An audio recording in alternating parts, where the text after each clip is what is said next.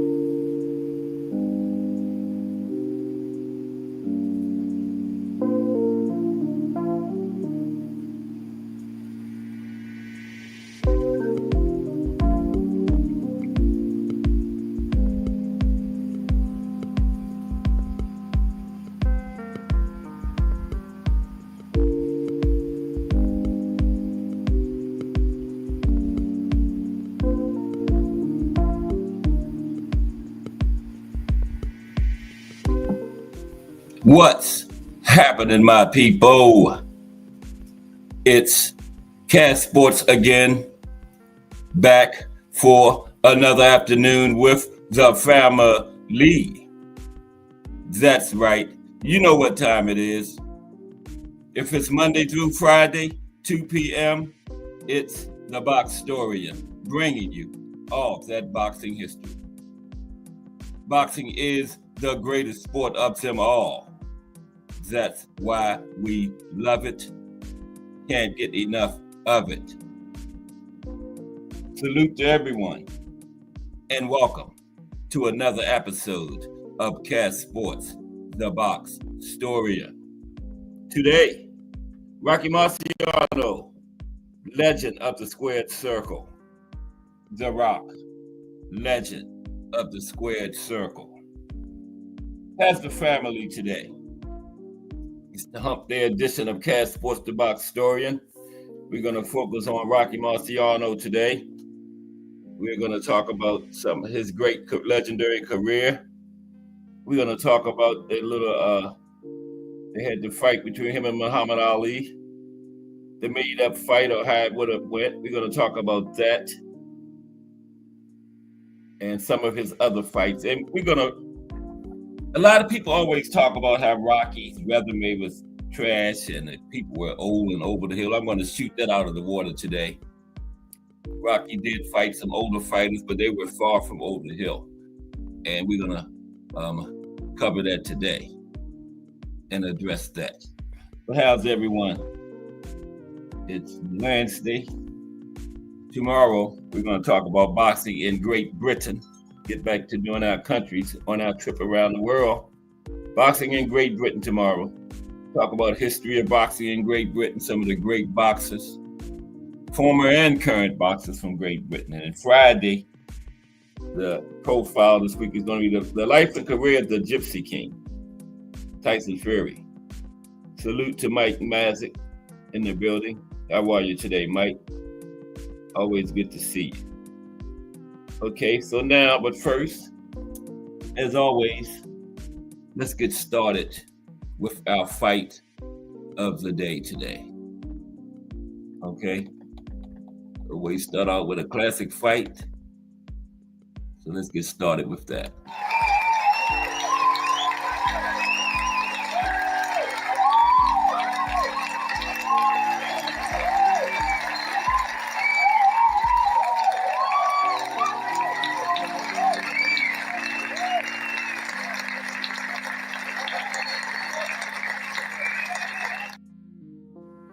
Okay, the fight of the day today, we're gonna recalling the Sonny Liston versus Cleveland Williams wars. They had two wars between them. That's what we're gonna focus on for our fight of the day today to start the show. Recalling the Sonny Liston versus Cleveland Williams wars. And there's a big bear right there on his way to the ring. Sonny Liston. Recalling the Sonny Liston, Cleveland Williams wars. Now, no one knows for sure when heavyweight king Charles Sonny Liston was born. Therefore, we don't know how old Liston was when he was at his absolute peak. But there is one fight that stands out as the peak performance of Liston's entire career. A fight that saw Liston show some truly ferocious punching prowess. A rock of a chin, great speed of hand, superb accuracy, and a truly unquenchable thirst for battle. This primed and peak performance came in March of 1960 as Liston, then age 30 or 32 or 40, depending on which official records you go by. Really, there being no such thing in existence as an official record of Sonny Liston's age, okay? On that day, March of 1960, he met fellow monster puncher, the equally carved from granite Cleveland Williams, okay? Mind-boggling to think how these two superb and avoided fighting machines were meshed together twice inside 11 months. Today, both men with good connections and even better protection as Muhammad Ali might say, would have been kept apart, at least until one of them won a world title, as both would undoubtedly do in today's boxing. But Liston and Williams fought in a different time, a far tougher time. And so they went to war, first in April of 1959, and then again in March of the following year. Now, Williams, who was born in 1933, was 47-3 at the time of the return rumble with Liston. And Williams' 3 losses came against Sylvester Jones on points in 1953, Bob Satterfield by knockout in 1954, and the Liston in 1959 in the first fight. Now, Williams enjoyed a 1-inch height advantage over Sonny, while Liston had the edge in reach at 84 inches to 80 inches. In their first encounter, it was held at Miami Beach, with Liston then being 27-1. And the loss came on points to Marty Mitchell in 1954, later avenged, right? And the crowd had been treated to a quite magnificent and highly entertaining 3-round slugfest. Now, Williams had success early, hitting and hurting a slow-starting Liston, bloodying the older man's nose.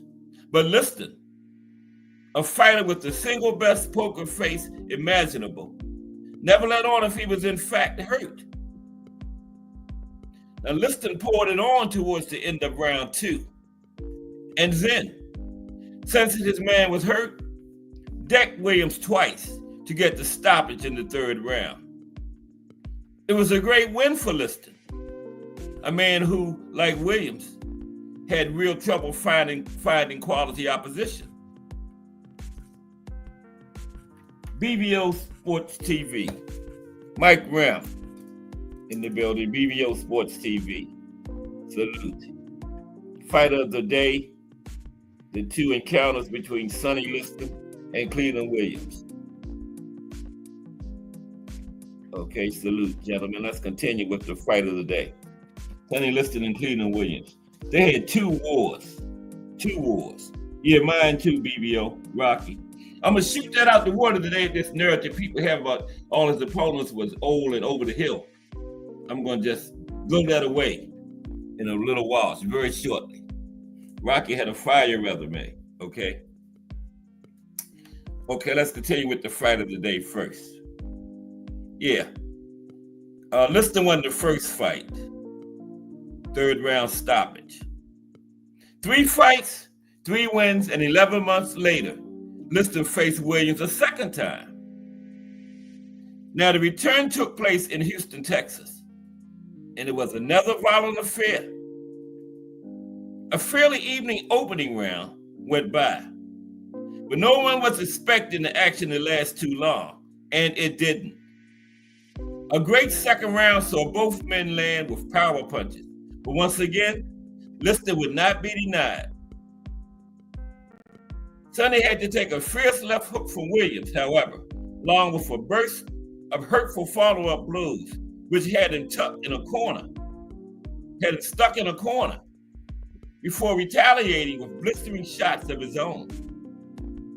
Then, after 3 consecutive lefts from Williams, Liston landed a cracking overhead right, followed by another right hand that landed flush, and then a perfect left hook to the jaw that dropped his man heavily. Showing great bravery, the badly battered Williams got up at the count of 8, only to be met by a ferocious Liston who was coming to finish him off. With the courageous Williams stuck in the same corner that he himself had just been forced into, Sonny's face teed off on his wounded target.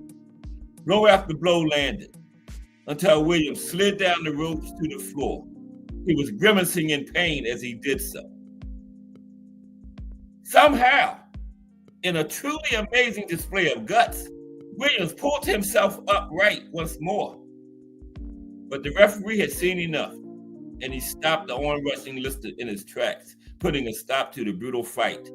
Because when Williams courageously pulled himself up, Sonny was coming, and the referee said, no, that's enough, and stopped it. Liston had looked absolutely awesome, as near to unbeatable as anyone could imagine a fighter to be.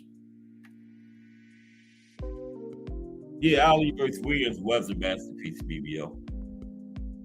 Indeed, this was peak Sonny Liston, the most terrifying, the fastest, hardest hitting, and just plain best heavyweight on the planet at that time. And then you have the fighters of the day. Sonny Liston versus Cleveland Williams. Those were two battles. But Sonny was just a little too much for Cleveland. Okay, so now let's get into the Rock. How's everybody today? So far, we got BBO Sports TV, who brought us yesterday's show on Ann Wolf. We got Mike Graham, and we got Mike Nassick and Miss Cass. Okay. Rocky Marciano, legend of the squared circle. Okay.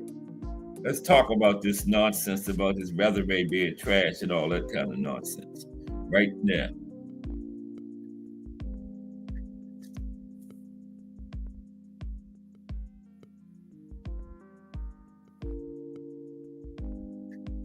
Yeah, Rocky Marciano, the unstoppable force.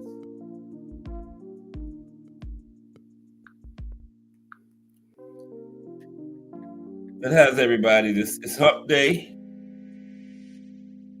afternoon. Got a rainy day up here in D-Moore. That's all right. Farmers need the rain. Grow the crops and stuff, right?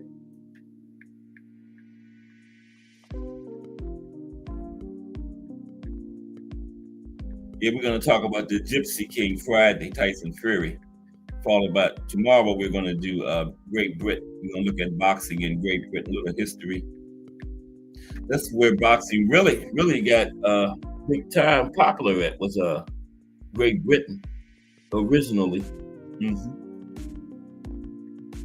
Yep.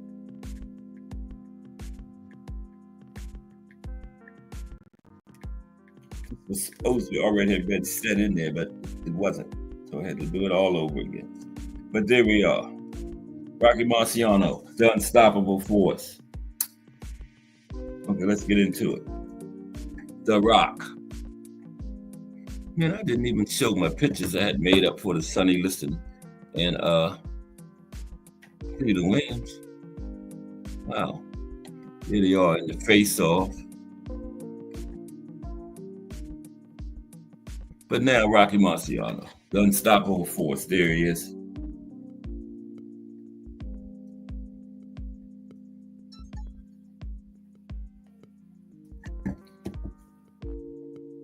Wet my whistle before we get started. But how's everybody this afternoon? Hope everybody's doing well. Good to see everybody again. Okay.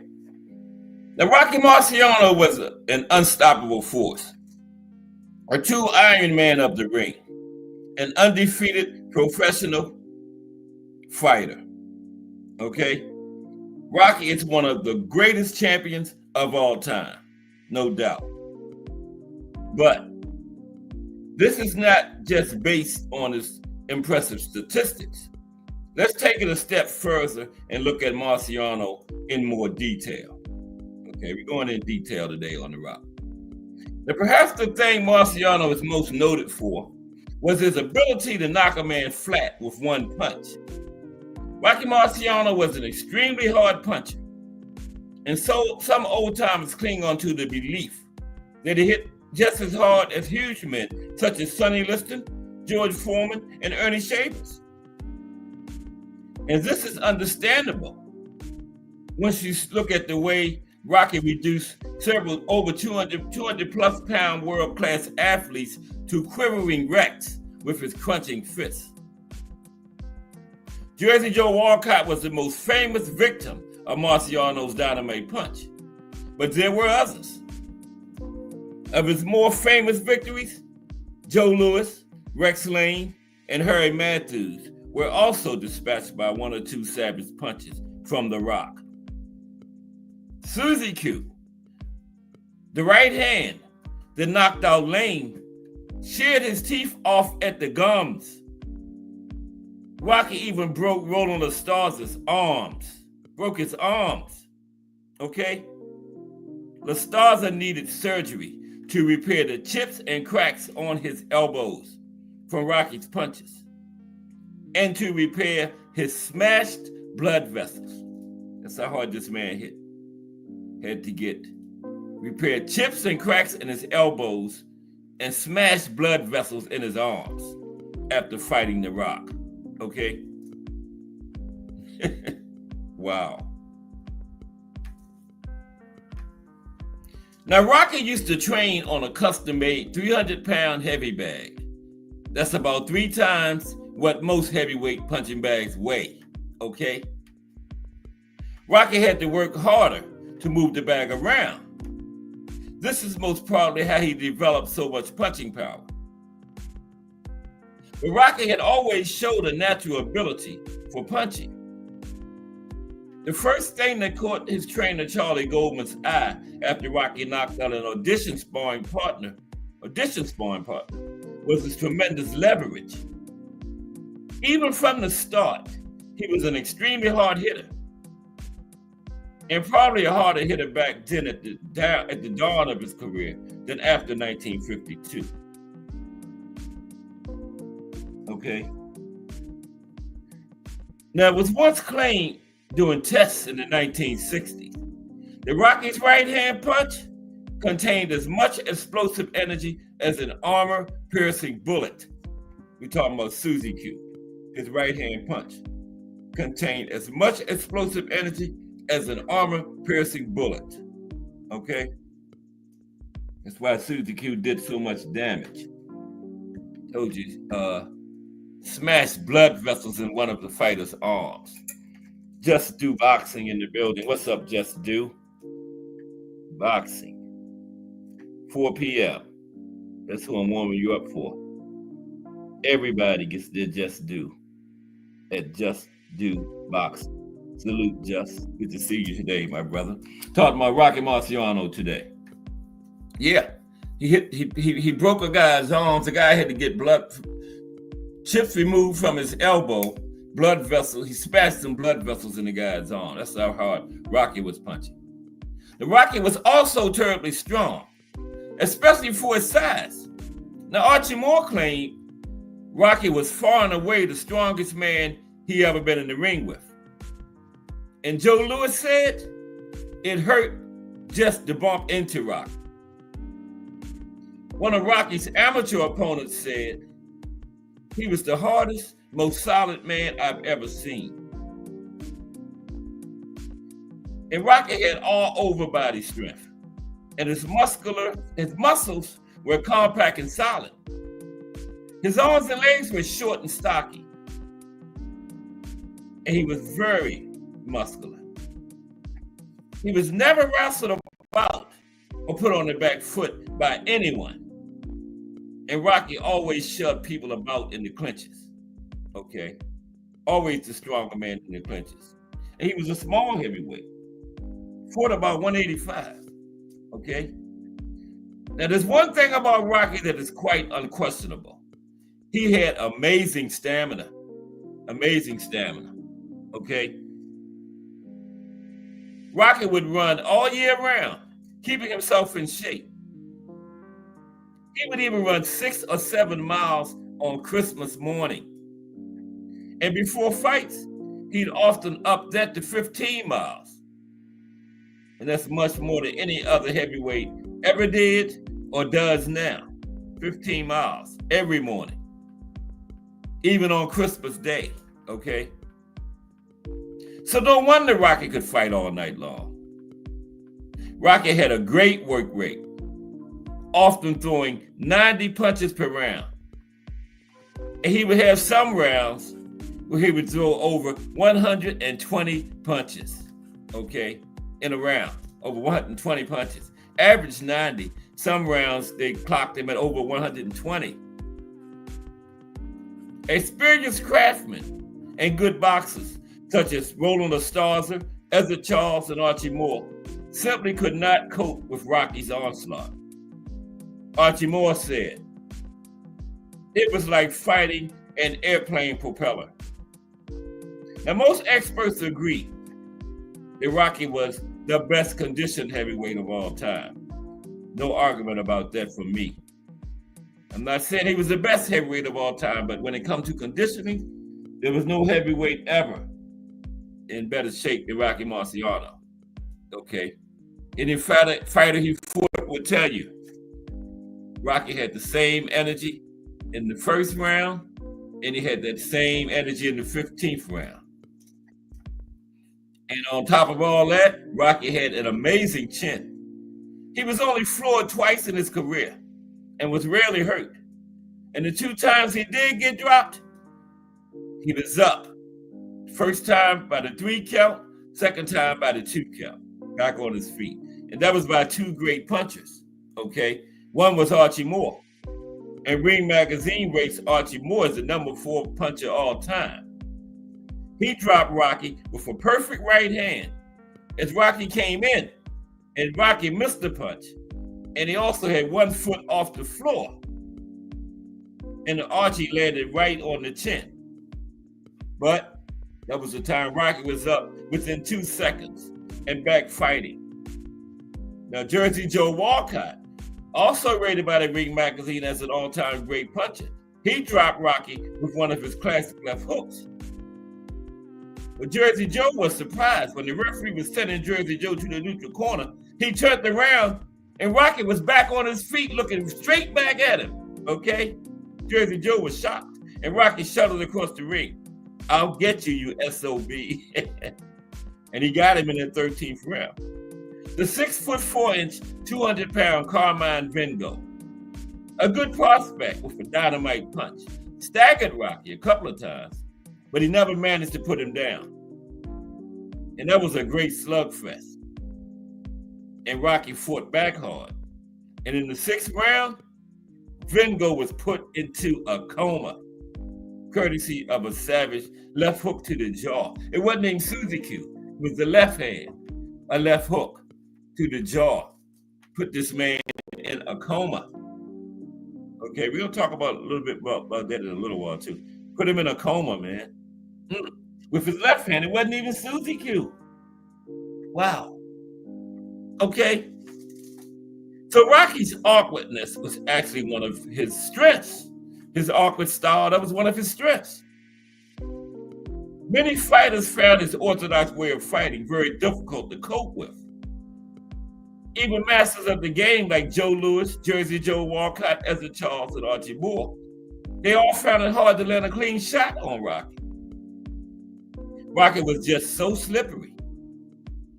And with underrated defensive ability, defense was underrated. Rocky would slip the jab and get inside, weaving and ducking, throwing hard punches from all sorts of inconceivable angles. He was a very hard man to fight, Rocky was. Underrated defense, because he was such a, those like a Roberto Duran and those classic pressure fighters always coming forward. Defense is very underrated, right? Because everybody looking at how offensive they are. But Rocky had, I was gonna say great, he didn't have no Floyd type defense, but he had solid defense, okay? He wasn't Floyd defensively, but he had solid defense. Now perhaps Rocky's greatest attribute was the mental side of it. He had an amazing heart, able to cope with any situation and turn it around, never discouraged. He was floored, cut, and beaten up by Jersey Joe Walcott with his eyes stinging. And Rocky fought through round 10 of their first clash like a true warrior and ended up winning the fight. That was his first title. Well, first and last title because he never lost it, right? Rocky was determined to kick your ass. And sometimes you get the impression he could never be beaten. Okay. Now, well, perhaps not one of Rocky's strengths. Okay, like his defense. Perhaps not one of his strengths. His defense was certainly not bad, as some so-called historians would like to point out. No, Rocky's defense was not bad at all, and it often made for a very difficult fight. He'd come inside inch by inch, leaning backwards and slightly to the right, away from right-hand leads, gloves high and chin down. And the whole point of this was to make himself a smaller target. Because like we said in the trainer show, talking about his trainer, Charlie Goldman said, as a trainer, you make the taller fighters taller, you make the short fighters shorter. And he made Rocky shorter, and that made him an even harder target, right? Yeah. And once he got inside, Rocky was a real terror.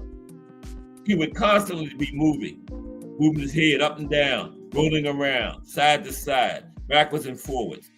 And he'd come in with hard punches from all kinds of inconceivable angles. Possibly the most hazardous being the left uppercut, which is somehow overlooked because that right hand Susie Q was so potent. The left uppercut is overlooked, and it had a great left hook too. Now, many men, including Craftsman, comment on how hard Rocky was to nail with a clean shot. If accomplished masters of the game, such as Ezra Charles, Jersey Joe Walcott, Archie Moore, Joe Louis, and Roland Estarza are saying this, we should take their word for it. Rocky was a destroyer. He ruined people. None of his opponents, except Archie Moore, who fought like 30 more times after that. But other than Archie Moore, none of his opponents were ever the same after fighting Rocky. He beat them up, rearranged their bone structure, and knocked them out. Rocky was perhaps the most devastating and destructive champion of all time. Now, here we go here with the resume. Now, one thing a lot of the so-called experts like to use as ammunition to try and downplay Rocky and his achievements is his competition. But the fighters he fought are not to be messed with. Okay, let's get to his competition now, his resume. And I'm going to shoot that narrative out the water about this fighting these no names and all that nonsense. That's strictly nonsense. That's people that don't know what the hell they're talking about, okay? When they say Rocky didn't fight nobody. Let's talk about it. Rocky Marciano's competition, okay?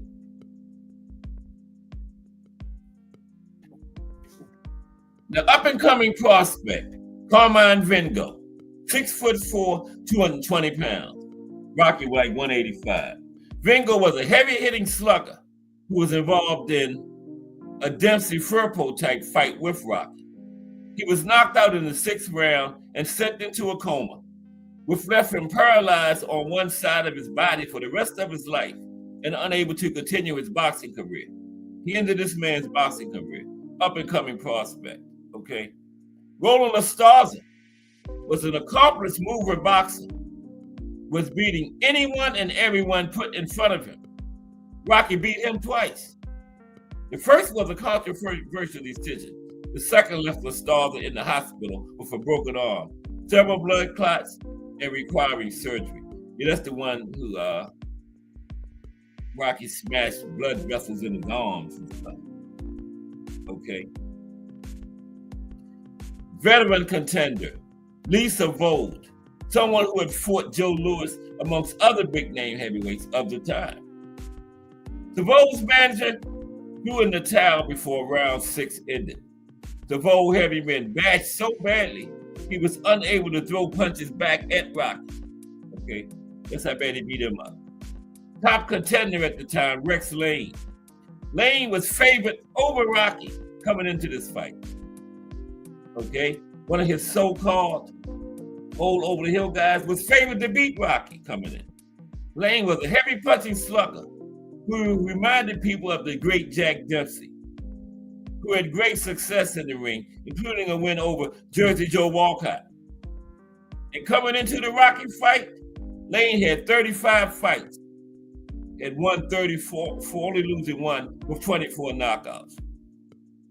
That's not over the hill. Washed up to me. Rocky knocked him out in 6 rounds, breaking his jaw and knocking out teeth. Okay? Now here's the one. They say Joe Louis was gone over the hill. No, he was not. Joe Louis, the great champion who had come out of retirement to help pay his bills. Although considered over the hill by many, Louis was still a very dangerous fighter, beating all the other fighters at that time, and was looking to have another crack at the heavyweight title after beating Marciano. Joe Louis came into the Rocky fight on an 8-fight winning streak as the #1 contender in the heavyweight division. Is that over the hill? The #1 contender. Okay. I shouldn't have banged on that thing because I messed my display. Bear with me for a second. I'm sorry, but I got excited. Yeah, Joe Louis was coming on an 8-fight winning streak, was the #1 contender in the division. How's that over the hill? See, people have a habit of taking talking points they hear from somebody else and then using them themselves. But you know what that does? Because these talking points usually come from people who don't know what they're talking about. So when you use their talking points, they make you look like you don't know what you're talking about, okay? So make up your own mind. Check out Rocky's resume and make up your own mind. Don't listen to anybody else's talking points. Because you can probably listen to somebody who don't know what they're talking about, and that makes you look like you don't know what the hell you're talking about, okay? Yeah, Joe Louis was the #1 contender when Rocky fought him. Who else was he supposed to fight? The #10 contender like they do nowadays? No. He fought the #1 contender in the heavyweight division. Okay? Yeah, we're not finished though. We're gonna get to Jersey Joe. How they are, everybody, that's the classic one they say was over the hill, Jersey Joe. We're gonna get to him. We're gonna get to him. Yeah, Joe Louis is beating everybody on an 8-fight winning streak, #1 contender in the heavyweight division. Okay, Rocky knocked him out in 8 rounds and ended Joe's career. Harry Matthews was Rocky's last fight before facing Jersey Joe Walcott for his first title. And he took Matthews out in style. Another good fighter, Matthews was ranked #5 in the division. He had an impressive record of 96 wins and 3 losses before facing Rocky. In this fight, Rocky completely outgunned Matthews, knocked him out brutally in the 2nd round with 2 vicious left hooks. Now here we go, Jersey Joe Walcott. Now listen to this. I'm gonna show you how phony people is. I'm gonna show you exactly how phony these so-called hardcore fans is today. Okay, Jersey Joe Walcott was a 38-year-old veteran who had knocked down Joe Louis 3 times, beaten the highly regarded Ezra Charles, and was, of course, the heavyweight champion of the world. Okay? How's that over the hill and washed up? When he fought Rocky, he was the heavyweight champion of the world. And guess what? Guess what other heavyweight champion is 38 years old? Alexander Usyk. But do you hear anybody saying Alexander Usyk is washed up over the hill? No. So why Jersey Joe Walcott, the same exact age as Alexander Usyk when he fought Rocky, got to be washed up and over the hill? It doesn't fit their narratives and talking points of these phony casual fans that call themselves hardcores.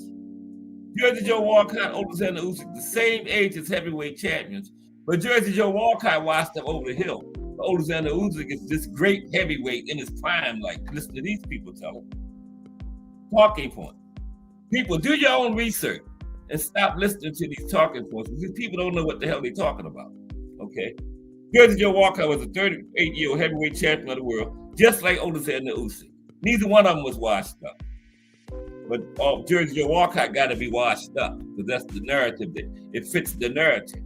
But anyway, Jersey Joe Walcott was a 38-year-old veteran who had knocked down Joe Louis 3 times, beaten the highly regarded Ezra Charles, and was, of course, the heavyweight champion of the world.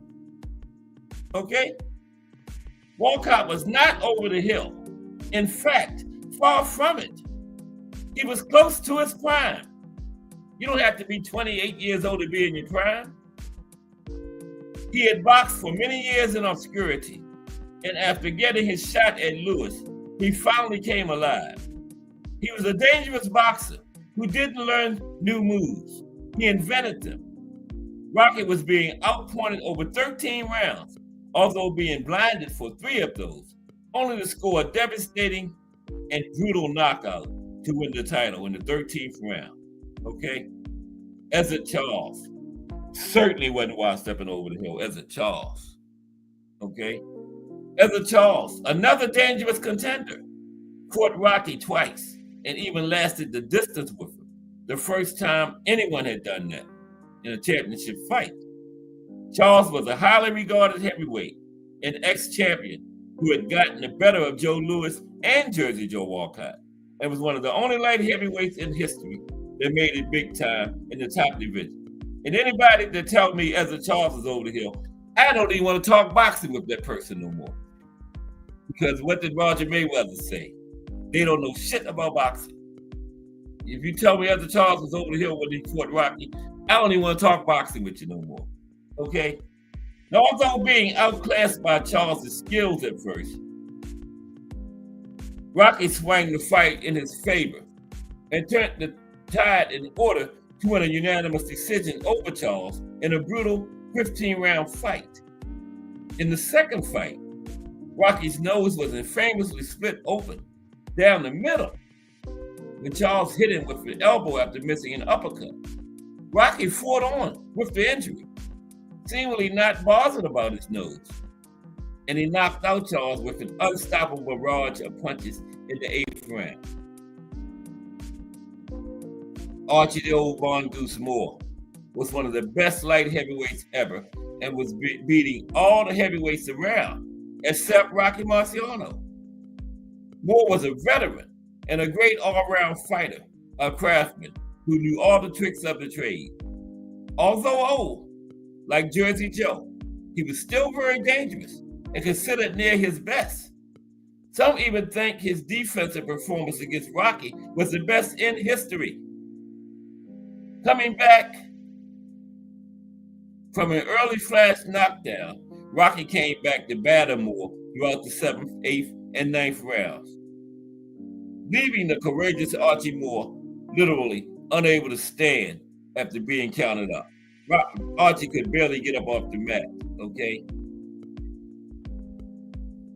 After Rocky knocked him down the final time.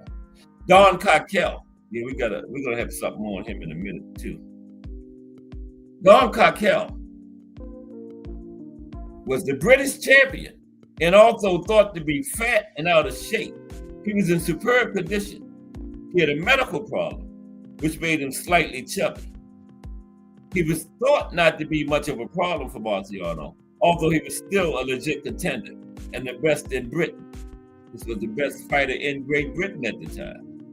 Rocky knocked him out in 9 rounds, taking a while to wear off some ring rust, suffered through inactivity, okay? It was a brutal fight, and Cockell was being sick in his corner between rounds. As a result of the extreme punishment his body was absorbing from Rocky, the referee halted the fight to prevent any serious injuries. Okay? So,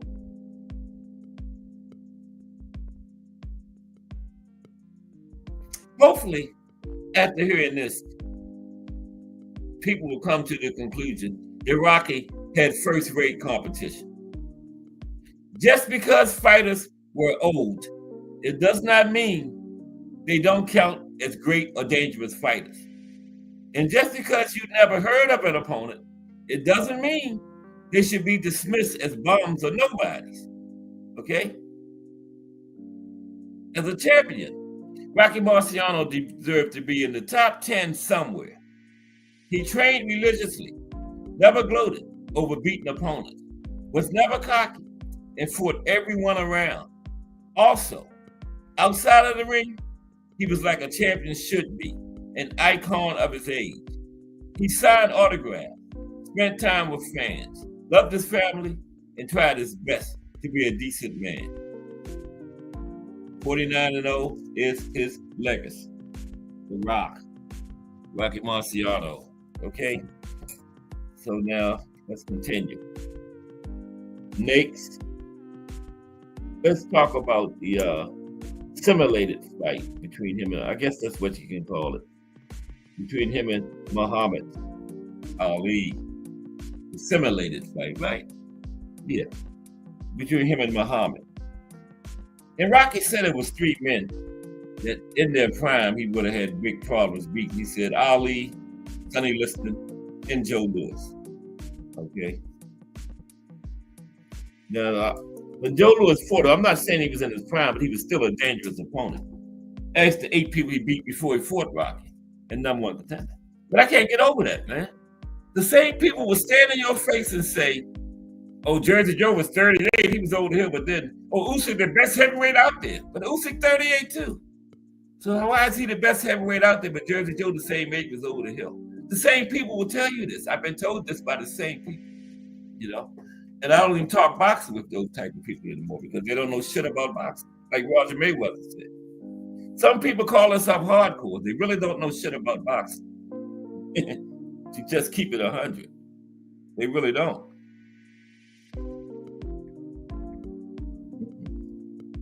But let's talk about Muhammad Ali and Rocky. Always keeps it 100. 101. Yeah. If Rocky Marciano had fought Muhammad Ali, okay, that's this one. Would he have lost? Let's talk about it. Glad y'all asked that question. Let's talk about that. If Rocky had fought Muhammad, where did that people go to? Oh, yeah, let's go. That's Rocky. The name for it. Yeah. Excuse me for 1 minute. Over so fast.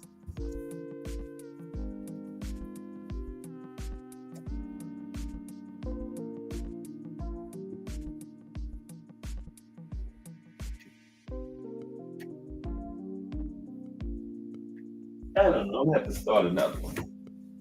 Okay. I'm gonna have to start another list of people in the building. We had Miss Cass, Mike Grimm, Mike Mazik, and BVO, Sports TV.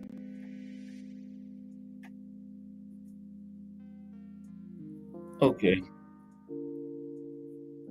Rocky and Muhammad Ali. And just do boxing. Right, just do.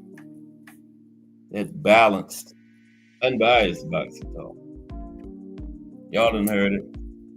Everybody gets to just do boxing. Okay. If Rocky had fought Muhammad Ali, would he have lost? Let's see. Glad y'all asked.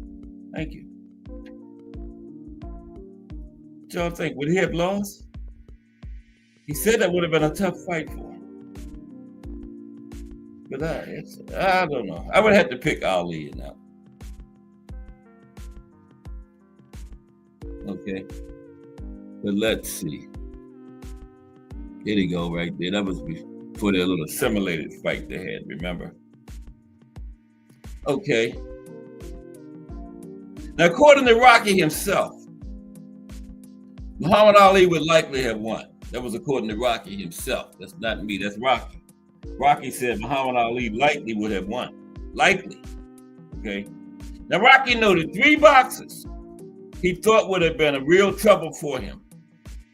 A young prime Joe Louis, Sonny Liston, and Ali. Louis for hand speed and power.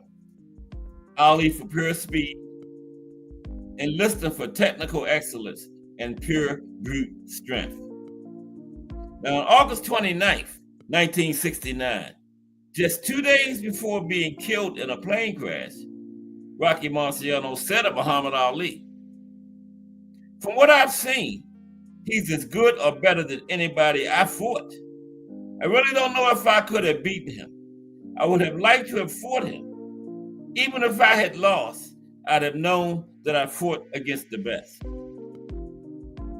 In real history, not the kind that Ali haters peddle. Rocky and Ali were friends, okay? Not the kind the casual haters peddle. They were friends. Now, his boxing historian, Mike Stanton, had a wonderful story about Rocky and Ali during the filming of the computer fight in 1969. Yeah, the computer simulated fight that he got from two people who were there, right? Ali's wife, first wife, Belinda, and Rocky's brother, Peter, the one Larry Holmes was so mad at after he lost to Michael Spinks, but he was trying to tie Rocky's record. Yeah, Larry was mad at Peter. But yeah, this guy got this story from Ali's wife and Rocky's brother Peter, who were there when they had that computer simulated sparring. Okay, now the two men were filming essentially sparring sessions in which neither tried to hurt the other. Now Rocky would mutter to his brother Peter as he came back to his corner, "My God, this kid is so fast," right? But Ali delighted in flicking Marciano's toupee off, right? So an angry Rocky got mad for real. He trapped Ali in a corner and pounded on his arms. He didn't want to hurt him, so he just hit him on his arms. And then smashed the right, the last punch before they stopped that round. Rocky hit him with a real one, right to the stomach, right? And Ali groaned and said, as he slunk to his stool, got back to his corner. Angelo Dundee, there to play his role, thought the toupee looked like a furry critter. But Ali, who had begun to like and respect Rocky, made a point from then on of trying to avoid knocking off the headpiece after that, because Rocky hit him with a real one. Rocky agreed for his old trainer, Charles Goldman, who had died the year before. He told Ali, "It ain't the same without Charlie. It just isn't. Not even in this fake fight." And the two rehearsed their moves and tried to make sure neither hurt the other. It helped that they grew closer as friends with each passing day. And Rocky and Ali found in their mutual surprise that they really liked each other. A very real friendship was forged outside the ring.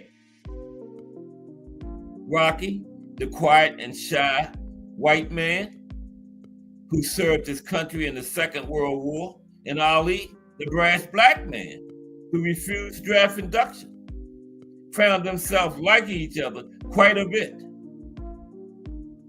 Ali said in his autobiography, "Through all the fakery, something is happening between us. I feel closer to him than any white fighter in the trade. We talk fighters talk in the way only friends can. Blood talk, nitty gritty talk. Our work is phony, but our friendship here has become real." Now, throughout the filming, Ali never referred to Rocky as anything other than champ. In his autobiography, he said, "Rocky was quiet, peaceful, humble, not cocky or boastful. He deserves his place as one of the greatest of the great heavyweights." And Rocky, meanwhile, called Ali the fastest man on wheels. Rocky said in awe, he had never seen a human being as fast as Ali was. Rocky also called Ali champ. And the two men spent hours outside the ring talking about boxing, their families and lives, and their philosophy of life. Ali came away impressed with Rocky's toughness and his humble but relentless nature and power, even after all the time he had been retired. Ali said in all years later, Rocky was even tougher than Joe Frazier. And Ali also noted that as the filming came to an end, some tension arose. He said, but as the fraud came near an end, it was plain that neither of us, both heavyweight champions, liked the idea of being dramatized as defeated by the other, especially in a fake fight. And we were both on edge. One afternoon, I unleashed a string of lightning fast jabs that kept coming almost the entire round. Rocky was amazed and said, I'd never seen a fighter with hands that fast. But as it turned out, both got the win.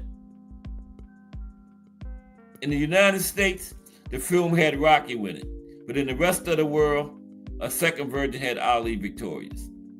Both men triumphant. The pair parted on excellent terms, with plans to tour the United States together and promote racial harmony. After all, as Ali said, if a white man from Brockton and a black kid from Louisville can like each other and find common ground, why not everyone else? Bill Littlefield, who wrote extensively on the computer fight, wrote of their deciding to tour together, saying, and Rock and Ali sat together by the side of the ring, and they had a bag of grapefruits, and Ali was peeling the grapefruits and ripping off sections and passing some over to Rocky. They started to talk about the racial strife in America, and Rocky started talking about, what if we did a bus tour and we went around to the inner city neighborhoods across America? And Ali got enthusiastic and said, imagine Muhammad Ali and Rocky Marciano going into the worst areas, Watts, all these other places, and say, hey guys, come on, we can get along. And Ali got very animated and he said, we could shake up the world, me and you. Would you do it? Would you do it? Would you do it? And Rocky said, yeah, I'll do it. But unfortunately, 3 days later, now the tour was set for the fall of 1969, but it never happened, as Rocky died before they could go. He died 3 days after they planned that. After the sparring, 3 days later, he was in that plane crash. Yup. Yeah, that would have really been something. And Ali was still suspended and exiled from boxing at that time when they had that computer simulation of the fight. Yeah. But the tour never happened. Rocky died in the plane crash. Mm-hmm. But in some alternative world, they had met, let us examine both fighters, their style, strengths, and competition. First, the Rock of the times, Rocky Marciano. Now, Rocky was a great fighter. Rocky himself said, I never thought I was the greatest of all time, but I did think I was pretty damn good. Now, Rocky was small for a heavyweight, had no reach. 69 inches, he still got the shortest reach in heavyweight history still to this day. 69 inches of any heavyweight champion. Any heavyweight champion, Rocky got the shortest reach in history, right? Small, poor heavyweight, had no reach, and started out as a little fat guy. Yet he rose to undisputed heavyweight champion, mostly on heart, toughness, hard work, and plain grit, and is very deservedly in the Hall of Fame. Yeah, Rocky wasn't in the Hall of Fame. They shouldn't have had no Hall of Fame. Rocky Marciano willed and worked himself to greatness. Now, Muhammad Ali set up Rocky, for whom he had much respect. He was the toughest, most determined fighter I ever saw. He was tougher than Joe Frazier, and I didn't think that was possible. Cus D'Amato, Mike Tyson's surrogate father, and the man who molded him into the youngest world heavyweight champion ever, was asked once to explain how a small heavyweight like Rocky could be so dominant, and he replied, when men of near equal skill meet, the man with the superior will to win will win every time, unless the man's skill is so far above that of his opponent that his will is not tested. Rocky had that superior will to win. Emanuel Stewart had banners of Marciano on the walls of his Kronk gym. When asked why, he said, I think he was the epitome of what we call just an overachiever.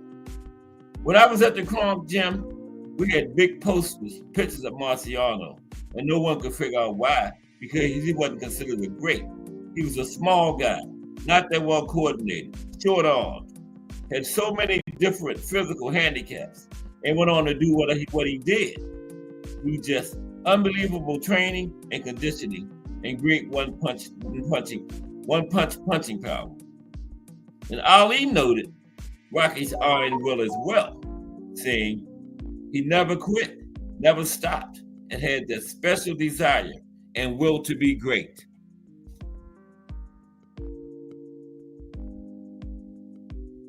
Another boxing historian, Red Smith, said Rocky couldn't box like Gene Tunney and probably couldn't hit like Joe Louis, but in one respect, he had no challenger. He was the toughest, strongest, most completely dedicated fighter who ever wore gloves. Fear wasn't in his vocabulary, and pain had no meaning. And Sonny Liston, who genuinely respected few men, liked and respected Rocky and said of him, Rocky was a champion. He was never defeated. He refused to be defeated. Rocky was the best conditioned fighter in history. His stamina will never be matched. Every single expert in history has the same answer. Rocky Marciano was by far the best conditioned heavyweight and likely best conditioned fighter in any weight class of all time. Rocky lived, breathed, and ate training and conditioning year round, 24 hours a day, 7 days a week for 8 years. He even ran on Christmas morning. Okay? And Rocky said birthdays, holidays, and stuff when he was training for a fight, they had to celebrate those after the fight. Okay? Kids, wife, whoever. Birthdays and stuff had to wait. No fighter ever approached training and conditioning with the same fanaticism Rocky did.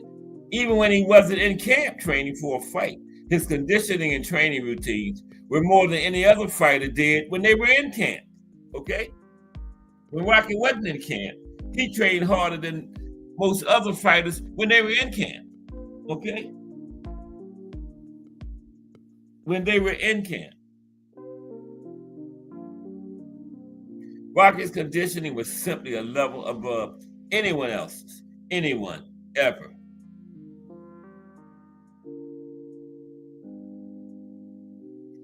And one person correlated Rocky's capability of grinding down an opponent to a hydraulic drill attacking a boulder.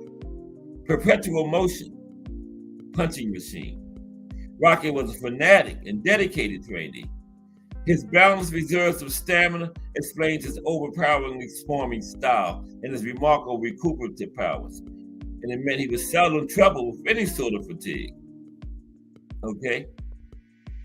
And his trainer, the highly respected Charlie Goldman, originally just laughed when they asked him to train Rocky. When he saw him, he laughed like, this guy? Short, stoop-shouldered, balding with 2 left feet? But when he got him in there and trained him, and he said all of Rocky's opponents look better than him as far as style and all of that, but they don't look good laying on that mat. He was 5'10" and a half at a 69-inch reach, shortest of any heavyweight champion in history still to this day. Was almost always undersized in comparison with other champions. Now Ali, he reigned during the most talented period in heavyweight history. From 1970, when Ali came back from his forced exile, to 1978, when Ali won back his crown against Leon Spinks for the final time. Ali shared the very top shelf with Joe Frazier and George Foreman, and the three of them were supported by Ken Norton and Joe Buckner.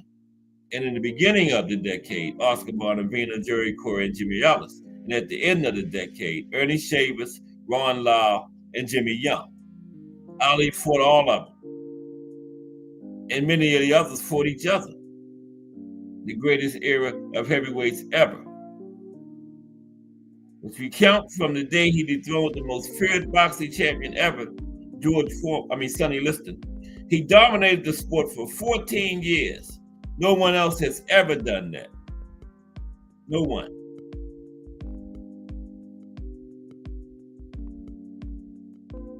And of course, the 1970s constituted the best decade ever for a division that is much maligned now.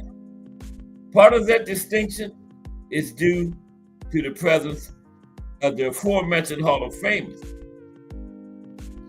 And it had a deep supporting cast. None of these fighters won titles, but they will all be champions today. Jerry Quarry, Ron Lau, Ernie Shavers, Jimmy Young, and Joe Buck. Okay? You know, Alexander Usyk, the undisputed champion now, all of these guys would destroy Usyk. Would stop him probably inside of 5 rounds. Jerry Quarry, Ron Lau, Ernie Shavers, Jimmy Young, Joe Buckman would all destroy Alexander Usyk. Okay? Prime versus prime. None of those guys won titles because of the era they fought in. The best era ever. And Muhammad Ali fought every single one of them. Okay? Every single one of them. He faced and beat 14 world champions from 1962 to 1972 over an incredible 16-year period, including an amazing 6 undisputed champions. Ali won 22 World Heavyweight Championship fights, okay? He was adaptable and dominated even when his matchless physical talent was gone, still dominated. And he did most of it after a near 4-year exile during which most of his fights, his physical talent was lost with time.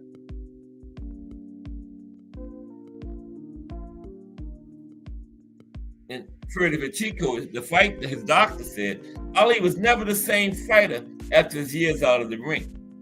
That speed which made him so special was gone forever, and he had to depend on his ability to take a punch, and that led to terrible damage later in his career. But he still dominated. Still dominated. Anyone who knows the tiniest bit of anything about boxing has to believe that 4 years away had to cost the man, okay? And Angelo Dundee, his trainer, said, Ali was speed, harmony, and motion, an extraordinary sight to see. It seemed impossible to hit him. Ali, the guy that came back after his inactivity, was more flat-footed. He had to go in and fight and take more punishment. And the major thing about Ali, like he had 11 rematches in his career, never lost one of them. Never lost a rematch. Larry Holmes, Ali's friend and sparring partner, who learned boxing from him, said, I was always amazed how good Ali was when I first went to work with him at Deer Lake, Pennsylvania. Considering they had taken the best years of his career and most of his speed, he was still a great champion. Customato, one of history's greatest trainers, when asked about Ali at the end of his exile, Cus was a mentor to Ali. When asked if he could still beat top heavyweights like Joe Frazier, Ali asked Cus this. When he was on the way back after his exile, he asked Customato if he thought he could still beat great heavyweights like Joe Frazier, the top heavyweights like Joe Frazier. Cus told Ali, since your style of fighting is dependable on split-second timing, speed, coordination, as well as power, your reflexes would have suffered because of an activity of 3 years. And in my opinion, the outcome would be very much in doubt. And Joe Louis beat him that first fight, remember? Now, Ali retired from boxing in 1981 with a career record of 56 wins, 5 losses. Okay? The great Muhammad Ali had 5 losses. I don't know why these young fighters nowadays so intoxicated with that. Oh, the greatest had 5 losses, Muhammad Ali, okay? Get off of that, old young fighters. It doesn't mean nothing. But a lot of it is the fans, because remember, a fighter lose one fight. Here's the fan. Oh, he was always trash. You know, the fans, we have to stop that as fans, okay? That has a lot to do with it. Because these fighters are listening, okay? They listen to what people say in these streets. And they see a fighter lose one fight, and then the fans just threw him away. He was always garbage. I knew it. I knew it was only a matter of time before he got beat. The greatest, Muhammad Ali, had 5 losses. Okay.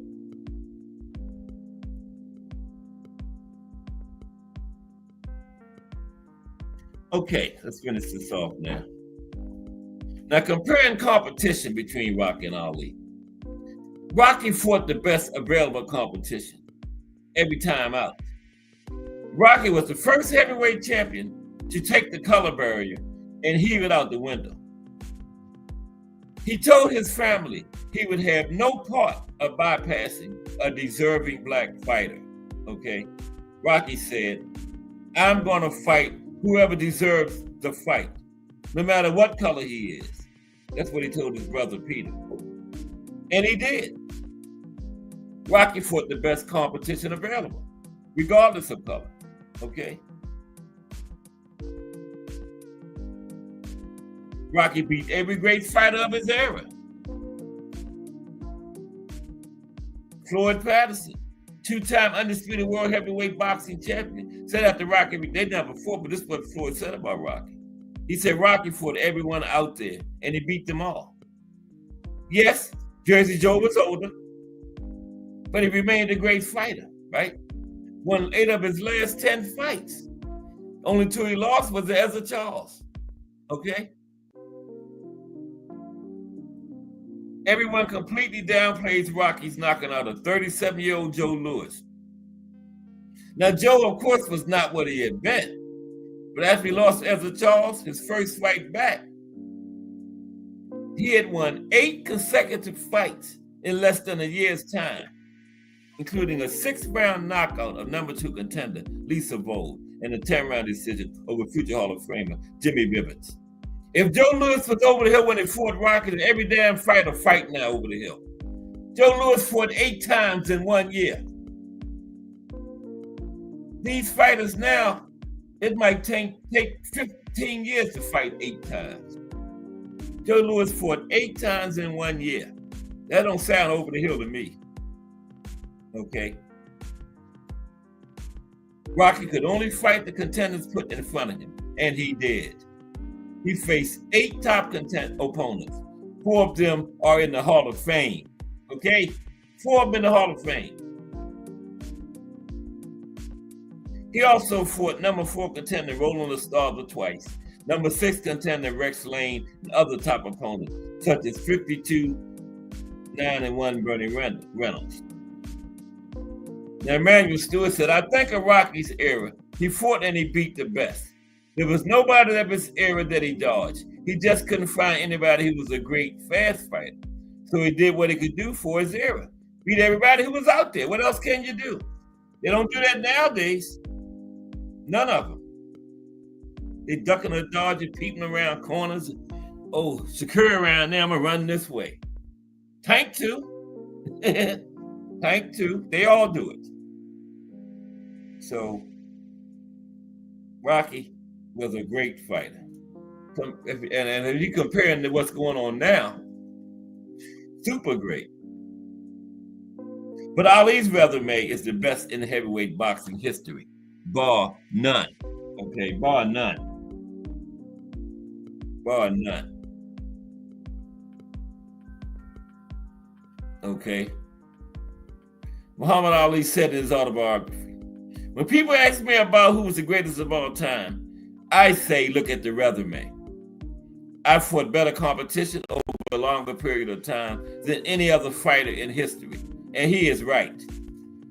Ali faced 25 top opponents, more than any other heavyweight in history. Okay?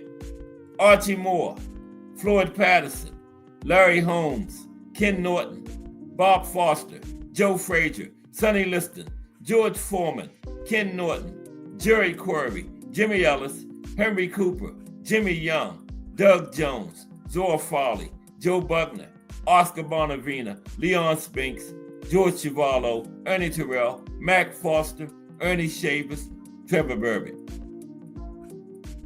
He faced all 25 top fighters in his era, beating 23 of them.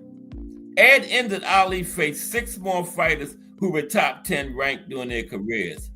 And 33 of his 51 opponents were top 10 or better during their career. Emanuel Stewart summed up Ali's greatness best. He said, Ali was the only champion that I knew of that fought anybody, everybody. It was nothing about styles. He fought guys who were terrible for him style-wise, but Ali would just tell Angelo Dundee, let's fight. And he put him with a guy like Kenny Norton, who was always going to be a problem because of the way Kenny kept his elbows. He blocked jabs and right hands, and that's all Ali basically had. And then he fought him 3 times. Joe Frazier, he went to London to fight Brian London and Henry Cooper, and he went to Canada to fight George Chuvalo. He fought Karl Mildenberger in Germany. He didn't care whose style that he had to fight. So in that way, Ali was the greatest because he fought everybody in their country. If it was a style that was bad for him, he didn't care. He fought him in a rematch. He'd do that, whatever. And he never lost a rematch. Ali fought everyone. Like I said, he faced 25 fighters recognized by every expert as a top 10 heavyweight and beat 23 of them at least once. That is the highest percentage of top competition faced in heavyweight history. Now, Rocky had a great resume, but Ali fought almost 4 times as many top fighters, over 3 times the length of time. Every expert considers Rocky one of the great heavyweights of all time, and everyone ranks him in the top 10 of all time. But Ali is ranked number 1 of all time when it comes to heavyweight. Okay? Ali is number 1.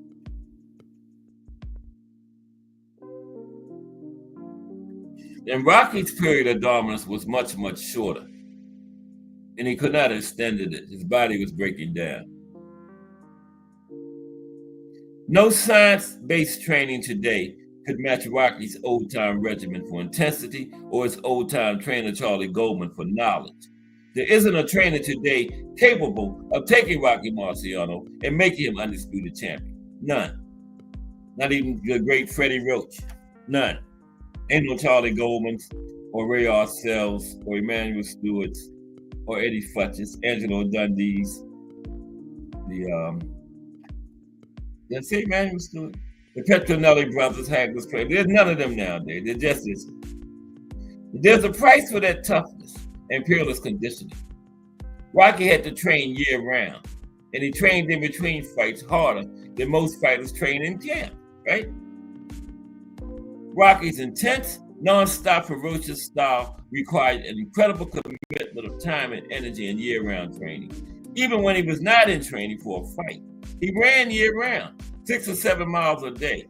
And when he was in training, he upped that to 15 miles a day and worked out every day. Christmas, holidays, even his kids' birthdays. As Joe Frazier, who fought a similar style and also retired at age 32, wrote in his autobiography, at some point, you just can't do it anymore.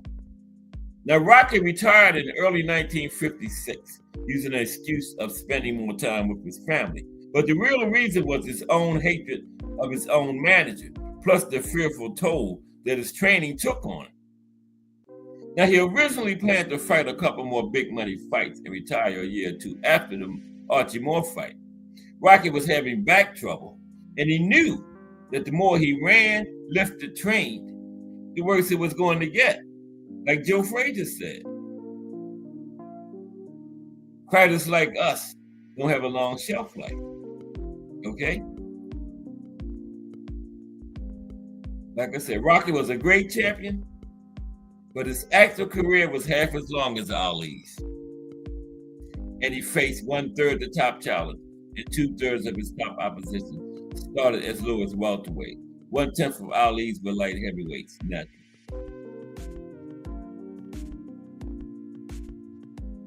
But of course, the Ali haters generally loved Rocky. He was honest. He was this as that. Until they want him not to be honest. What a joke. Okay, so let's move on to the next thing. Okay. So let's see, which one we're going to do. Archie Moore. Okay, let's talk about Archie. He fought Rocky, Ali, and Floyd Patterson. And the question is, why did they send Archie Moore in there with these people? He was really a light heavyweight. Okay. Let's see. Why did they send Archie Moore in here with these heavyweights? But guess what? Archie was bigger than Rocky and Floyd Patterson. Of those three, the only one bigger than him was Ali. So let's talk about that now. Why did they send Archie Moore in here with these heavyweights? Okay, 320, good time. I'm glad y'all asked. Let's talk about it. Irony Boxing is in the building. What's up, Irony Boxing?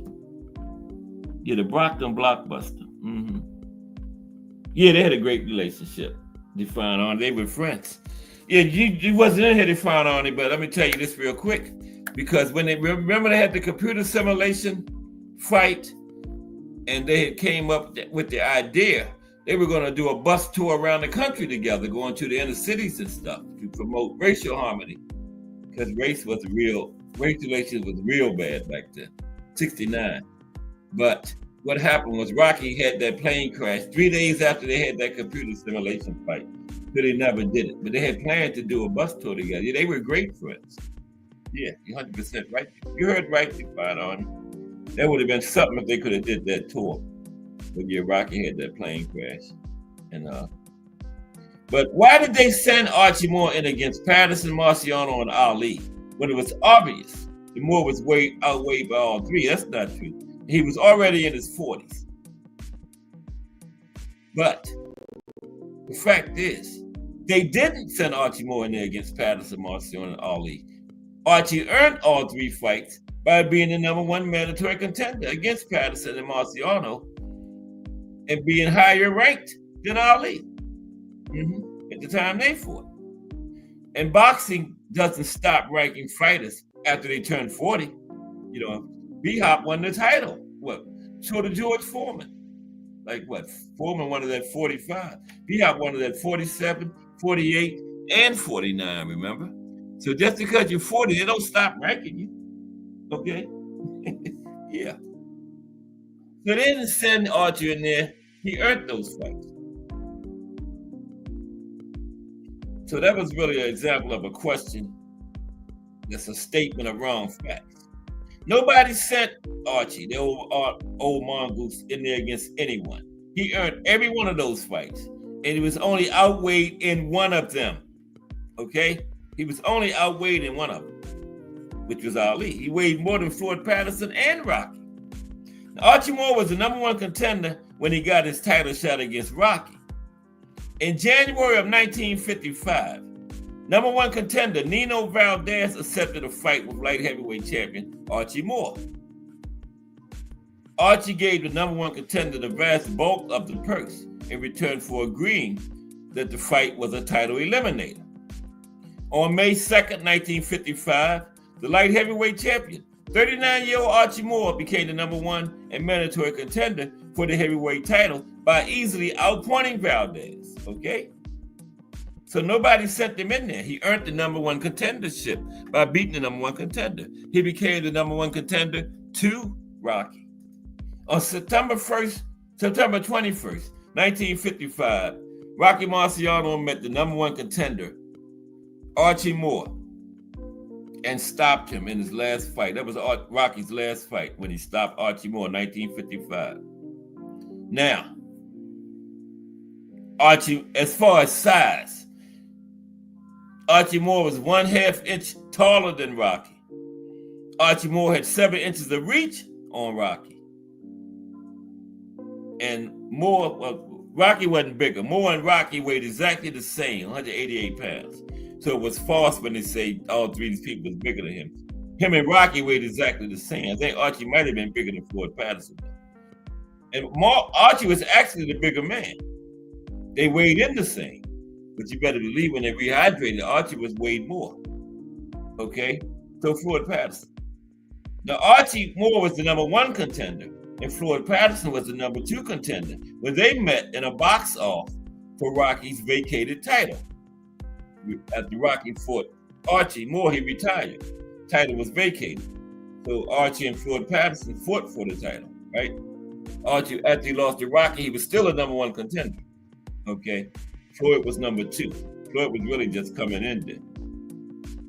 Well, he had been for a few years. Now, Archie might have been older by far than Patterson, but he was ranked higher as a ranking contender when the two met for the vacant heavyweight title on November 30th, 1956. Now, Patterson stopped Moore in his last attempt at the heavyweight title.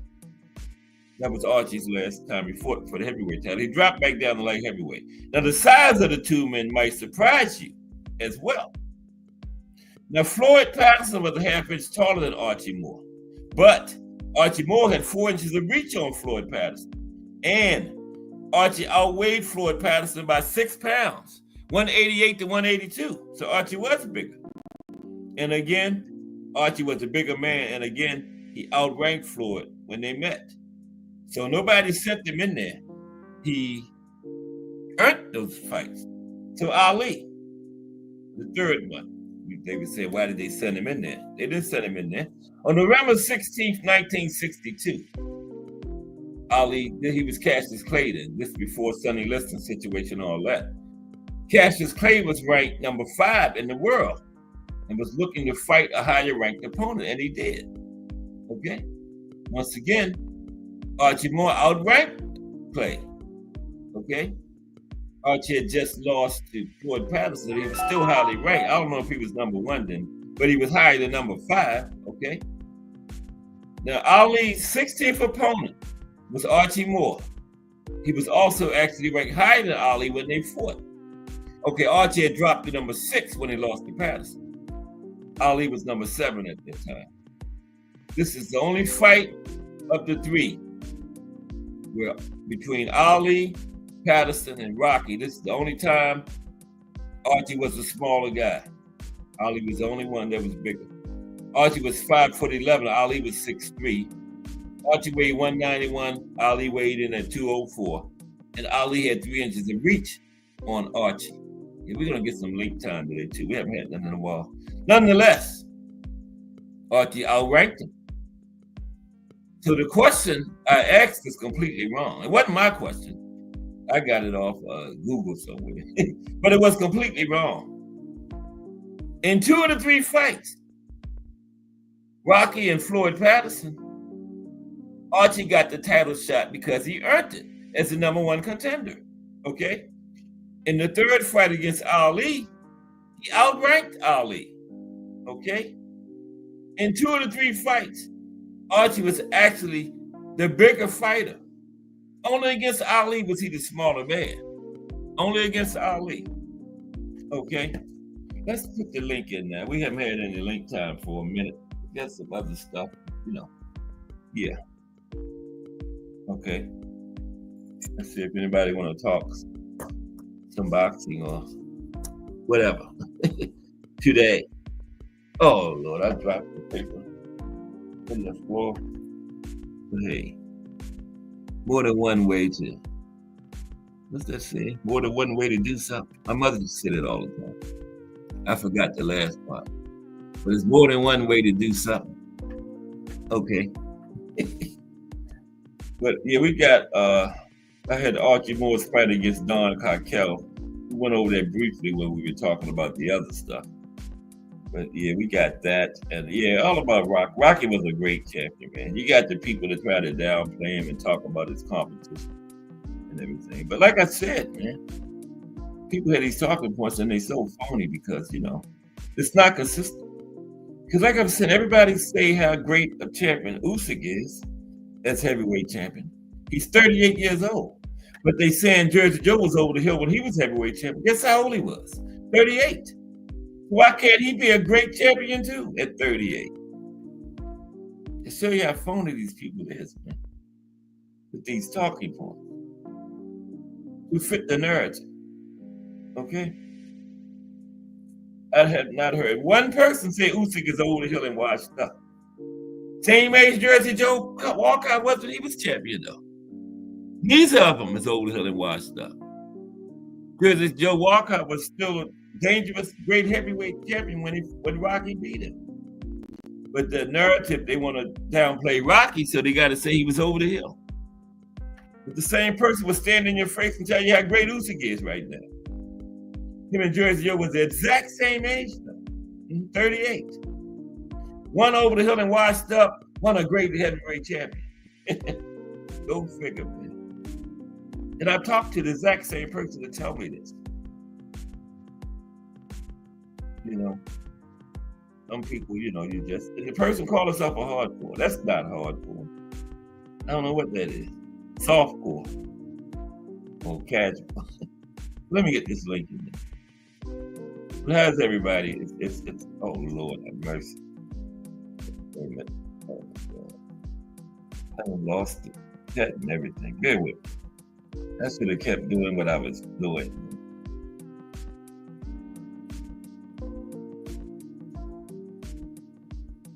Slow down.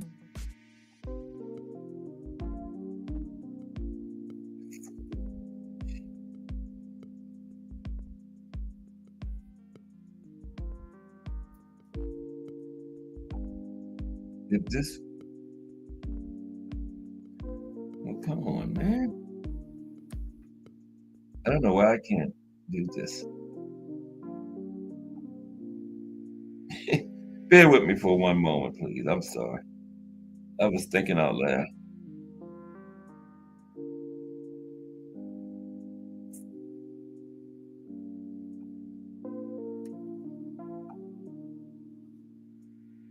Hit the like, subscribe, all that. Bear with me. I don't know what happened. Let me switch up. We still got 30 minutes. Get some link time in today. Tomorrow is going to be boxing in Great Britain, by the way.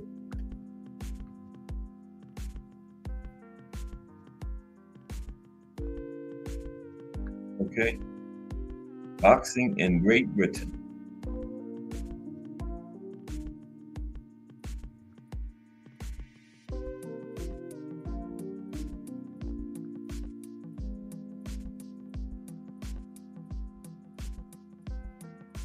There we go.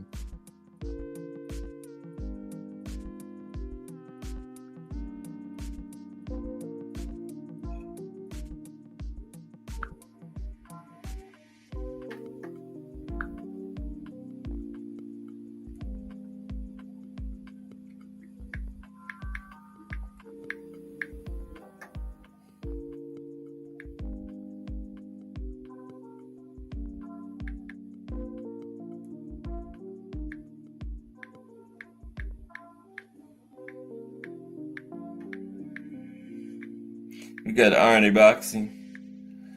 Great channel. Doing great work over there. On his channel.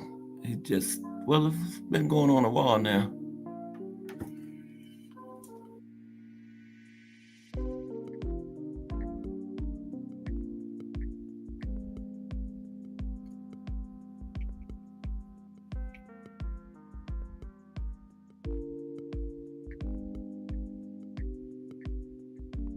Little boxing history, current events in boxing, called fights, MMA. He's doing MMA the other night. I was over there. Yep, I was listening. Did a great job on it. Yes, he did. RNA boxing. Fine on one. I'll be fine on one. Okay, here we go.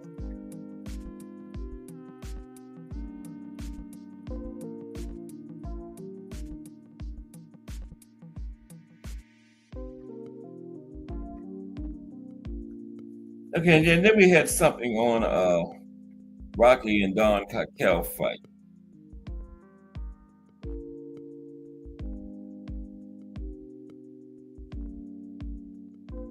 Yeah, the Rocky and Don Carkel. There you go, Define Arnie.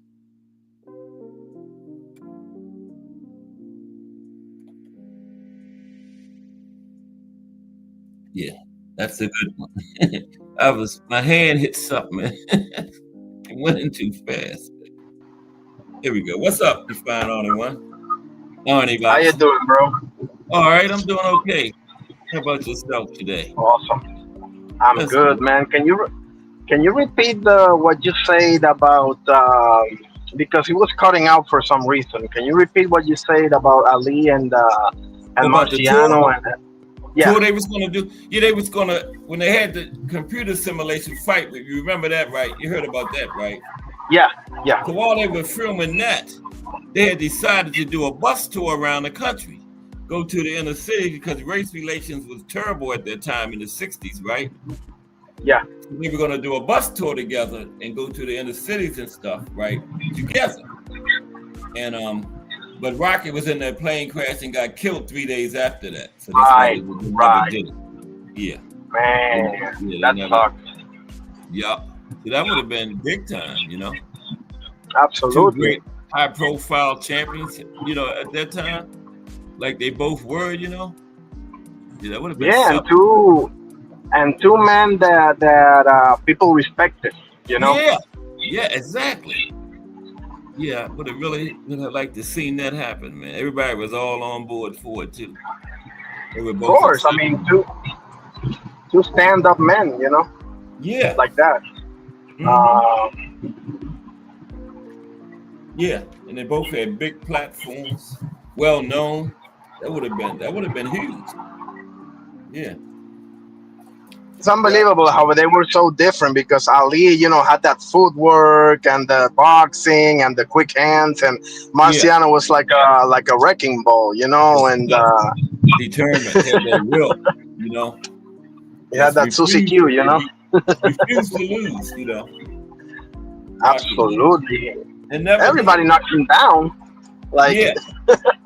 You know, before you came in, I was telling the story. Jersey Joe knocked him down in the first fight, right? And the referee was sending Jersey Joe to the other corner. Like 2 seconds later, Jersey Joe turned around and he was shocked. Rocky was standing up looking at him.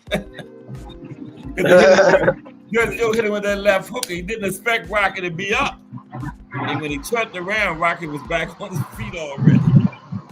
And he yelled, "I want to SOB." Yeah. Not only that, I mean, Jersey Joe was, you know, pretty much whooping his ass, you know, in that first fight, you know. Rocky never gave up. He had that kind of fight-changing power, you know. That never out could be getting shut out, but like 12 zip or something, but in one punch to turn everything around, which he did, you know. Absolutely. He had that will, man. Like, you can't teach that stuff, man. No. You either have it or you don't. No. I mean, and best unbelievable. Nobody was conditioned like him in any weight class, you know. Right. You remember he trained with this really big heavy bag? You remember that? Like a huge heavy bag. 300 pounds. 300 pounds. 3 times more than the average heavy man, you know. Yeah. And Castamato got that from Mike Tyson early in his career to try to improve his power and stuff, you know. He got that from Rocky. But Rocky did it regular throughout his whole career, you know. Yeah, I saw him with it all the time. Like man, that was awesome. They say Rocky trained harder when he wasn't in camp than most fighters train when they in camp for a fight, you know. Oh, I can believe that. Absolutely. Yeah. I didn't know that either, but I can believe it. How's your channel? Say that again? I was asking about your channel. You got like a regular time? Actually, not as of right now because I'm thinking, you know, sometimes I can go a little bit earlier, sometimes not so much, you know, and I'm trying to like diversify a little bit, because listen, I wanted to be boxing, obviously, but I also love MMA and a few other things. So you know, I gotta doing the UFC. That's right. Yeah. Yeah. So what time? I mean, what are the days? Pretty much every day. Say that again. Pretty much every day now. You coming on? Um, yeah. I mean, I would say every other day more than as of right now, every other day because sometimes I come home very late Yeah. and I just Right. go to bed, or Okay. But Yeah. man, I will Okay. try, man. Sometimes I think sometimes I'm gonna go early in the morning, and Yeah. that's what I'm thinking. I haven't done it yet, Yeah. but That might get people to a lot more eyes on you, and then when you come on late at night, they know about you. They might join you then too. Yeah. yes. Not a bad idea. And another thing that I want to do is I want to do content in Spanish because Okay. Yeah. I was last night in talking with a few in a Mexican channel, and a lot of people were telling me like, you Hmm. should do content in Spanish and this and that. I'm like, okay, I'll see what I can do because Yeah. you know, but I would love You to, mean man. do it We'll in see, man. Spanish I gotta and do? I mean, like do both. Some go back and forth, right? Saying your right, entire yeah. shows in Spanish. Okay, I got you. Yeah, that's not a bad Because for idea. example, if I'm, for example, if I'm doing content in Spanish and you show up or something, obviously I can go English right away. Like Right. that's no problem, and Yeah. vice versa too. Hmm. Um, Yeah. But that's so you're working it out. You're still young, early. You're yeah, working it out. That's the main thing. Yeah. yeah, I'm still, I'm still all over the place. Yeah. Which is Um, smart. Yeah. you like Rocky Marciano? Is he one of your favorites, or Yeah. how? Yeah. How would, I like Rocky.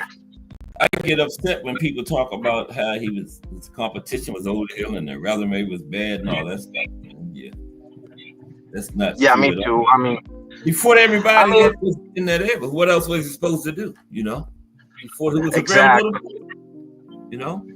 Yeah, And by the time Sonny Liston showed up, he was already retired and yeah, everything. yeah.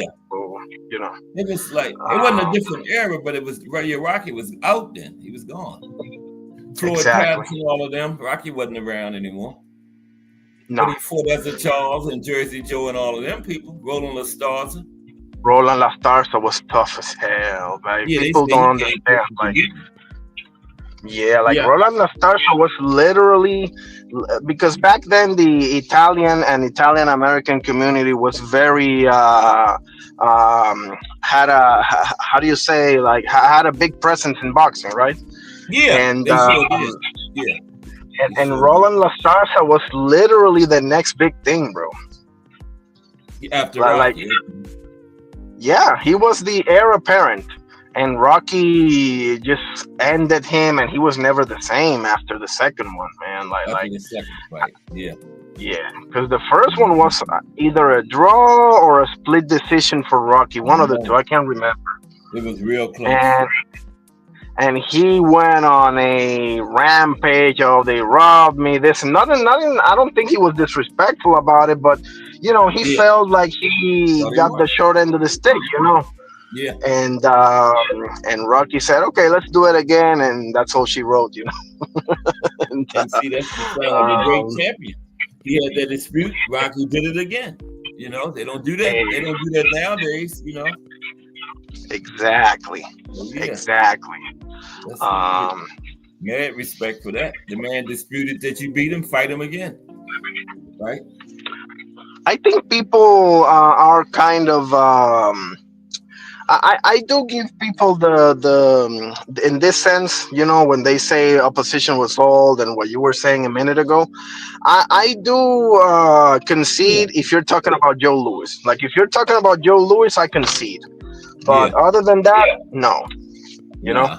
Nah. You fought the people that was available for all the top contenders, in the era. You can't do no more than that, right? Exactly. I mean, it's like, for example, when people tell me like, who has Arthur Beterbiev beat? other than Beeble, and I'm like, who else is there to beat? Like it's not like you can, you know, what do you want him to do? You want him to go ahead and dig up Evander Holyfield Right. and Cow? I mean, come on, man. Like Go in what the are we lab doing? and invent a fighter or something for him to beat. I mean, what else can the man do? Yeah, you can only fight who's out there. I mean, That's just people. talking points, though, man. You know, Yeah, it people makes no looking for sense. something negative to say. That's all. Yeah. But you know, we got to do one together on one of our channels one of these days to find on it. You know, like an I entire would love to. Yeah. I would love to. That would be my pleasure, actually. Yeah. I got What was you gonna say? let me jump out and then go back in because I gotta do something at the supermarket. I'm right now at the Bluetooth of my car, so let me just I just parked here, so let me just jump out and then I'm gonna put the earbuds and I'm gonna go back in. Okay, we still got like 10 minutes. So Yeah. Cool. Yeah. Appreciate you. Got about 10, 15 minutes. Yeah.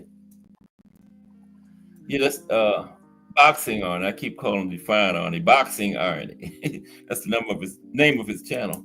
But yeah, they Rolling La Stars. I had something on that, but we didn't get to it. Kind of ran out of time. It's like Rolling La Stars are the man who came closest to beating Rocky. That's what they say. So, but yeah, I've seen it, but you know, I thought Rocky won it.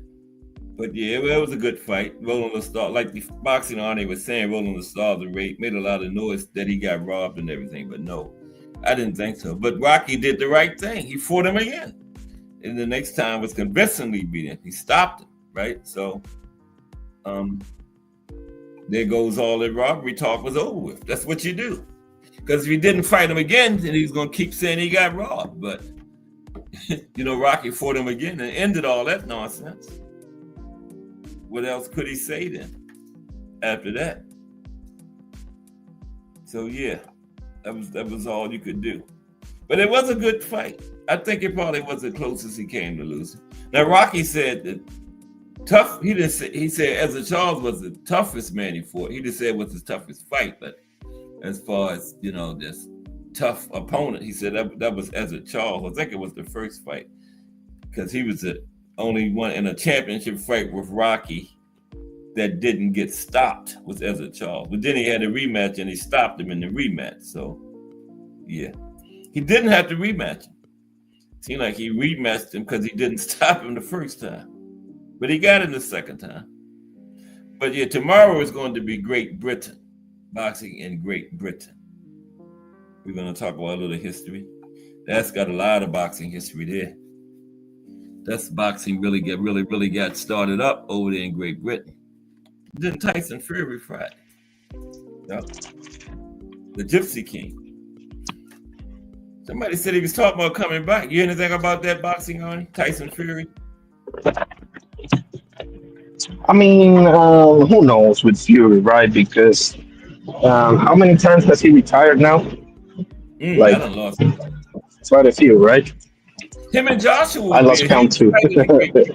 Him and Anthony Joshua. That's still big in the Great Britain. Absolutely. Over like Wembley Stadium. As far as I'm concerned, that's the only fight that he's got. Yeah, I mean, I guess you. Yeah, I mean, I guess you can fight Dubois or maybe what's his name? Who's the caballo? I mean, I don't know. It's not going to be remotely as interesting as AJ, and him and AJ will sell out Wembley in like 2 seconds. Yeah, you know. I wouldn't want to see him. I think a third Usyk fight. Usyk would be the just can't beat this. It's clear. What do you think about that? A third Usyk fight. I mean, I don't want to see it because obviously, I mean, there were two very competitive fights, but there was a clear winner too. Just because there were competitive fights doesn't mean that there wasn't a clear winner. You know? Right. It's just close. Yeah, I mean, clearly, both was unanimous.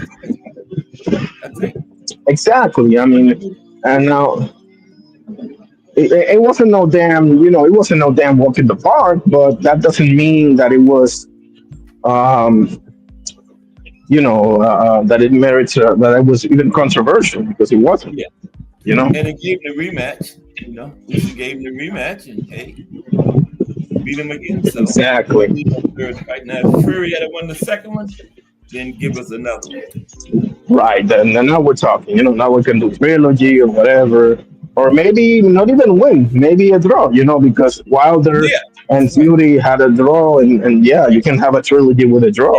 Yeah, that's Um, yeah, that's true. Yeah, even for draw. Let me ask you this though: what about you would like to see Bivol and Beterbiev again? They won both. yes, yes.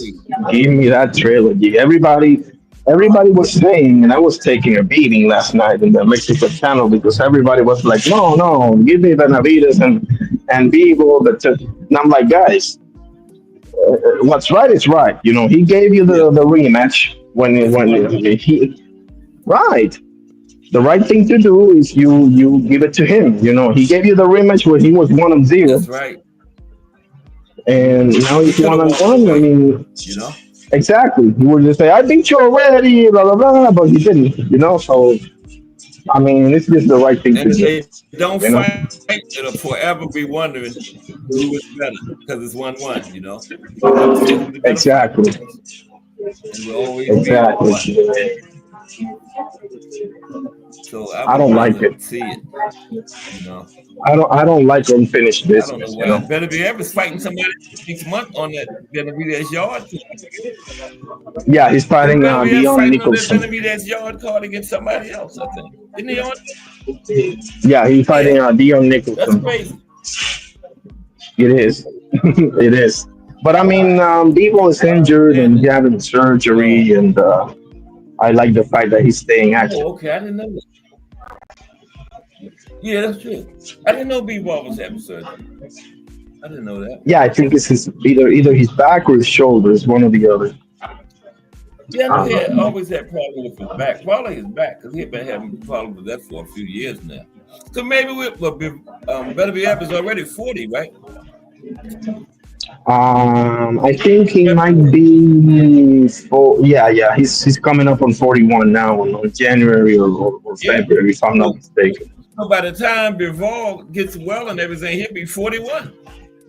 But Benavidez. Yes, So damn. I mean, I hear you, but I mean, I don't think he has taken too much wear and tear. He doesn't even have, Yeah, that's true. you know, That's he's a he's young got fighter. like 20. Yeah. Yeah, because he takes care of himself. Obviously, that's first Yeah. and foremost, right? He doesn't live that lavish Western lifestyle. Yeah, those Eastern European And, fighters, they stay in the amateurs. They don't never get up into like the high 20s in fights.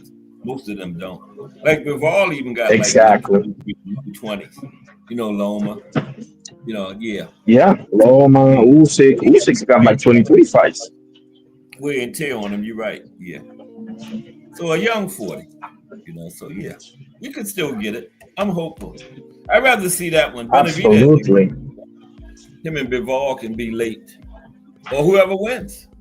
Don't necessarily mean Exactly. Bivol want to win it. We'll get Benavidez. Exactly.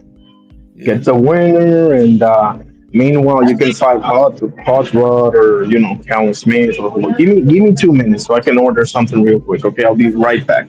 Let me Okay. mute myself. Okay. Thank you. Yeah.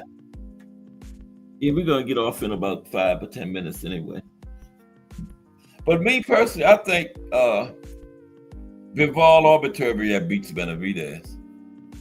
What I seen Bivol in there doing with Beterbiev, I don't think Benavidez can hang with him. Mm-mm. That man stood in there 24 rounds with Beterbiev when nobody else has never went the distance with him. And Bivol done it twice. So I don't think Benavidez can do anything with him. I don't think he definitely can't outpoint him. And he's not going to stop him. So I don't know how Benavidez could win that fight. And Beterbiev will probably knock Benavidez out. I don't think Benavidez can beat either one of them. He ain't been in the ring with nobody at that level. Been in there with some good fighters, but not Bivol or Beterbiev. That's just me, though. That's why they get in the ring and have them out, have the fights, so we can see. That's what I hope they end up doing. But at least one of them. Okay, sorry about that. I was just saying that I think Beterbiev or Bivol beats Benavidez. I think so too, man. Low key, I don't give. And listen, I love Benavides. Okay, don't Me get me too. wrong, right? Me too. I just think that stylistically, and those two are naturally. First of all, they're naturally bigger than me. That's number Yeah. one. Yep.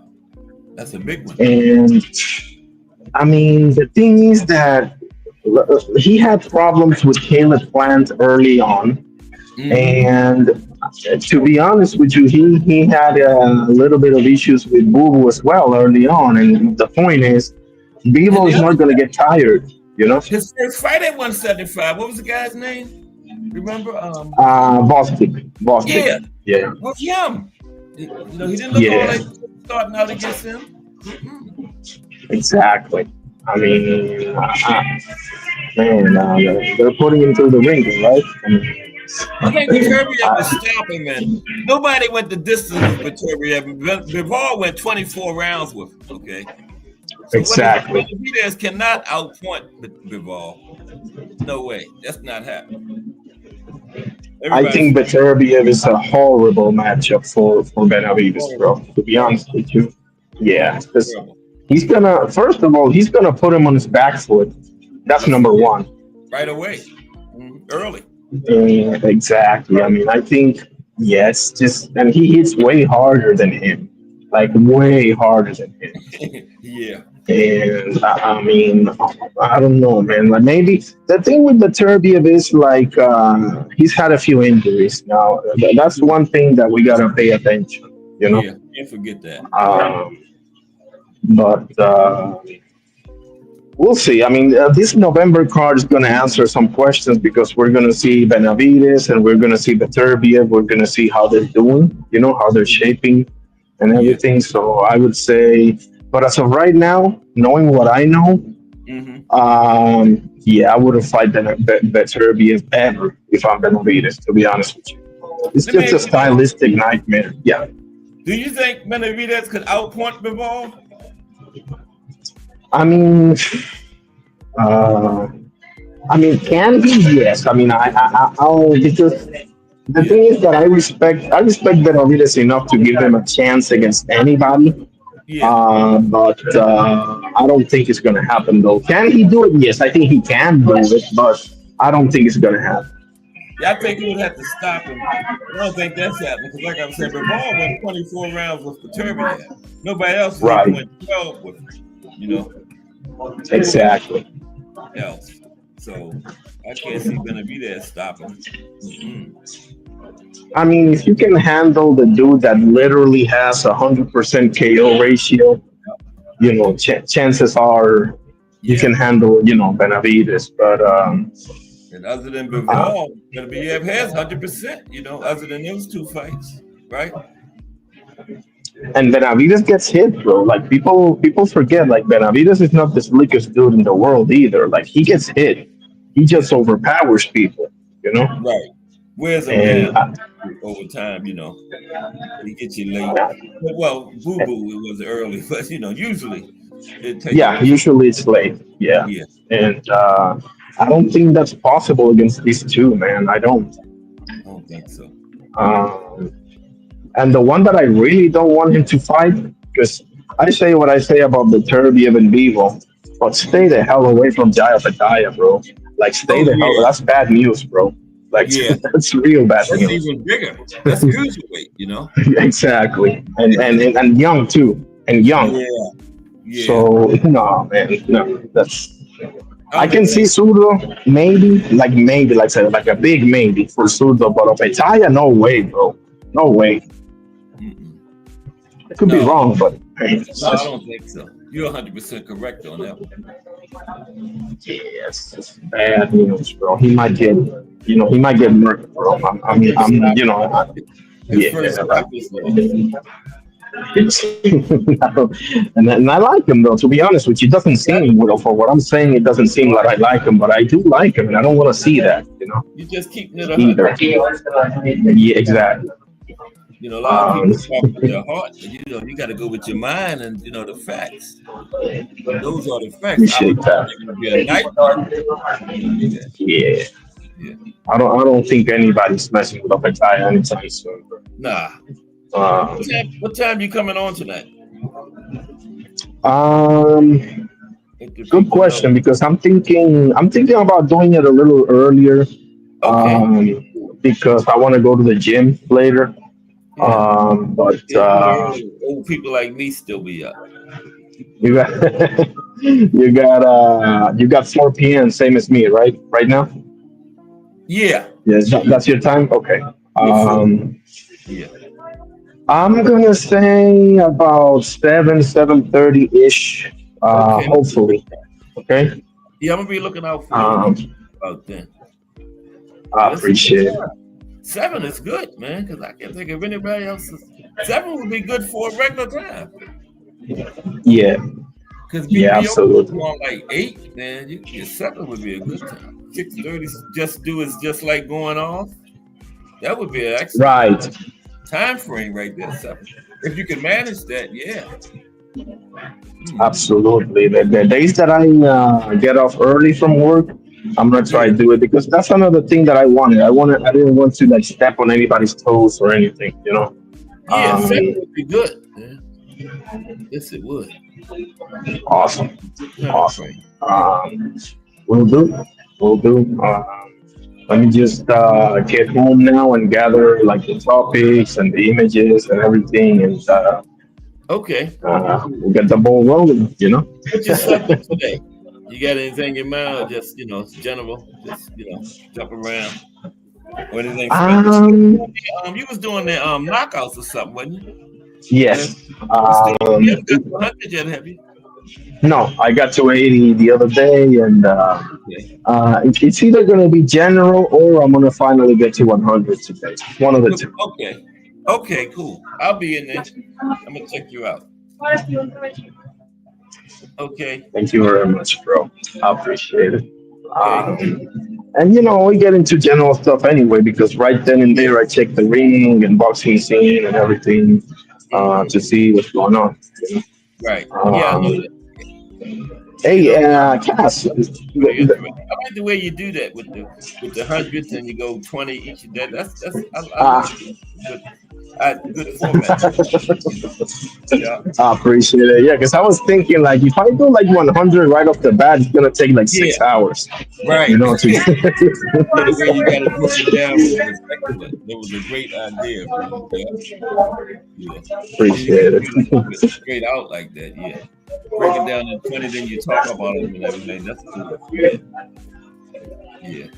Before I go, let me do I was checking the schedule, and this weekend there's like 5 different fight cards. Oh, really?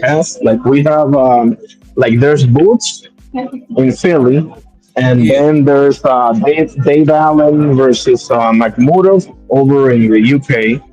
That's heavyweight. And but for example, Karen is fighting. Karen Chukatsian is fighting as well over in Eastern Europe. That's 12 is like a weekday, isn't it? No, I think it's Sunday. Karen is fighting Sunday. Okay. Wow. And Joanne Lee. Was anything on Friday? Any of them? I think there's a the zone fight on Friday, but I'm not sure. I'll for my live I'll get you that one. Okay. And Joanne Lee Feliciano Hernandez, the guy from 160 Cuba, he's also fighting on Sunday as well. Oh, guy from Cuba. Yep. He's fighting. So there's like a lot. Yep. There's like 5 fights this weekend. I haven't seen him yet. I'm not gonna miss that. I have not seen. I've seen his tape. I haven't seen him live fight yet. Okay. Oh man, he's really good, bro. You're gonna like him. Trust me. I didn't know he was fighting this weekend. Wow. Okay, I'm gonna definitely see that. Yeah, because he was in the camp with Boosie um, and Canelo, wasn't he? Wasn't he in that camp with them? I think. exactly. Yes. Yeah, Yes. he was in there. Okay, I'm gonna write that down. That's Sunday, right? Hernandez. That is Sunday, but I'll confirm it to you on my live as well. Okay. Um, or tomorrow, if something happens and you can't make it today, or I can't make it today, then tomorrow Yeah. I'll be on your live and I'll confirm it. Okay. Don't worry Cool. about it. Okay. Um, Cool. awesome, bro. I'm gonna go on and get home now. I'm Okay. leaving now. Anything else you want to discuss before? No, that was it. Yeah, I just wanted to see what time you was coming on today. In case there's anybody in here want to join you and everything, It's about 7 if you do. Yeah, that was it. Yeah, keep up the good work you're doing over there. You're off to a flying start. Yeah. Appreciate it, bro. Appreciate you very much. Yeah, And that was I mean, we can arrange yeah. like a We're gonna, topic or a date or what I was thinking, the top 10 Puerto Rican fighters, we can do that on one of the shows together. Remember we was gonna do that? yes, Yo, we absolutely, can do more than 10 or a couple different countries. We'll work it out. We'll work it out. absolutely. Yeah, we'll work that out. Okay. Can't wait. Yes, soon. We're I gonna get appreciate you, sir. okay. Arnie boxing. My man. You take care. All right. Okay, I'll you see too. you soon. Have a safe trip home. Appreciate it. Okay, appreciate you 1000%. Okay, that was Arnie boxing. May be coming live tonight at 7 under that exact name, Arnie Boxing. Okay, and the show today was on Rocky Marciano. Boxing in Great Britain tomorrow. Big boxing history over there. Yeah. But let's see. We had Arnie Boxing, Just Do Boxing, VVO Sports TV, Mike Mazik, Mike Rim, and Miss Cass. Appreciate everybody 1,000,000%. And the people out there listening, I can see the numbers. It was more than that. But everybody out there listening, I appreciate you. I appreciate you too. Appreciate all your support. Just hit the like button and subscribe. I got 977. I need 23 to get to 1,000. Okay. But we're going to get ready to get out now. Everybody have a great afternoon. Don't miss tomorrow. Boxing in Great Britain. Little history, and then some of the great boxers from Great Britain, former and current. Okay, former and current. Tomorrow on Cast Sports, the Box Historian. Because if it's Monday through Friday, 2 p.m., it's the Box Historian bringing you all that boxing history. Appreciate everybody 1,000,000%. Everybody have a great afternoon.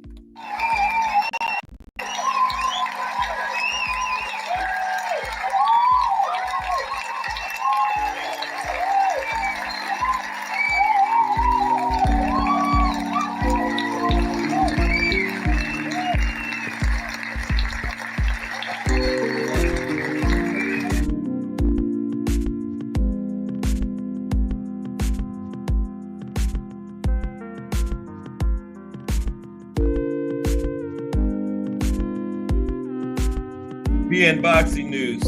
Salute BN Boxing News. See you, bro. Appreciate you.